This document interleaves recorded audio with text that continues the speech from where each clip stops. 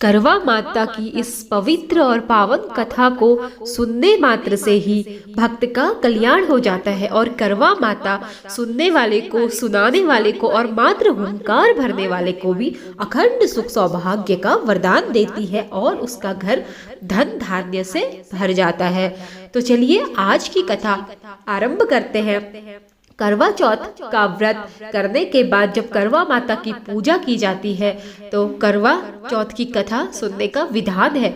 ऐसी मान्यता है कि इस कथा को सुने बिना करवा चौथ व्रत अधूरा माना जाता है।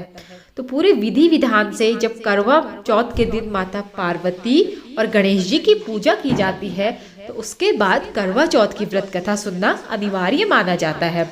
मान्यता है कि इससे अखंड सुख सौभाग्य की प्राप्ति होती है। तो चलिए आज की कथा प्रारंभ करते हैं। एक ब्राह्मण के 7 पुत्र थे और वीरावती नाम की इकलौती पुत्री थी।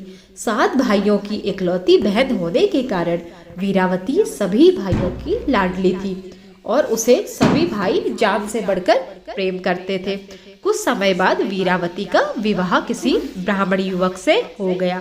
विवाह के बाद वीरावती मायके आई और फिर उसने अपनी भाभियों के साथ मिलकर करवा चौथ का व्रत रखा।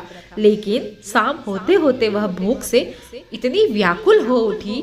सभी भाई जब खाना खाने बैठे अपनी बहन से भी खाने का आग्रह करने लगे, लेकिन बहन ने बताया कि आज उसका करवा चौथ का निर्जल व्रत है और वह खाना सिर्फ चंद्रमा को देखकर उसको अर्घ देकर ही खा सकती है।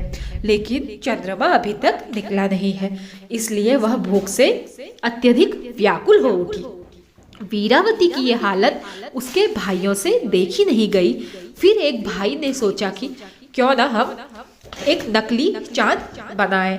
तो एक भाई ने क्या किया, पीपल के पेड़ पर एक दीपक जलाकर चलनी की ओट में रख दिया और दूर से देखने पर वह ऐसा प्रतीत हुआ जैसे चांद निकल आया हो।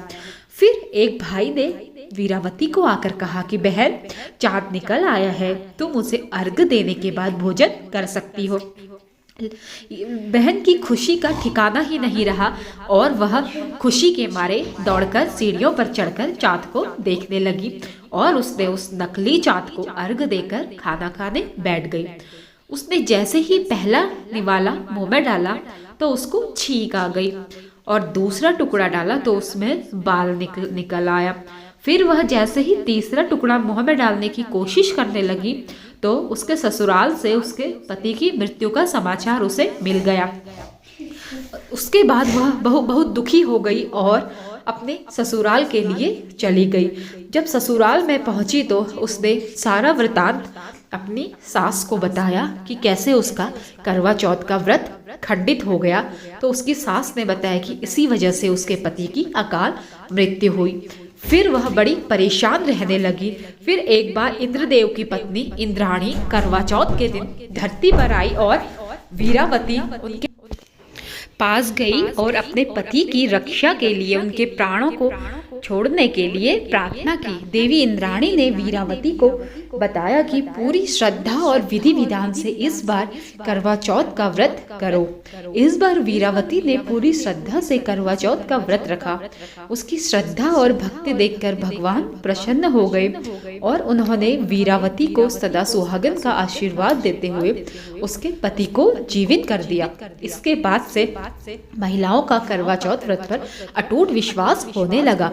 हे करवा माता, जैसे आपने वीरावती को अखंड सुख सौभाग्य का वरदान दिया, वैसे ही सभी को अखंड सुख सौभाग्य का वरदान देना। तो चलिए करवा माता की कथा हुई संपूर्ण।